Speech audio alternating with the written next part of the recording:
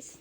So today we're harvesting our rice here in Kaingin. Kain rice? Kaingin It's called rice. Kain rice, guys. It's already ripe. It's an upland rice variety. No need water. Doesn't Or need water. It's grown on irrigation. this rolling mountain here. Yeah. Really amazing. We are harvesting together with my parents over there. So this is my part. I need to harvest this all here. Oh wow. Or else bird will eat them all.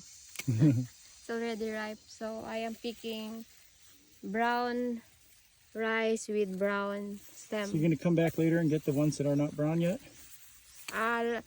Maybe next week like that if it's already ripe. That one that I leave. Okay. It's not hot. I feel not hot because I like harvesting. It's very beautiful.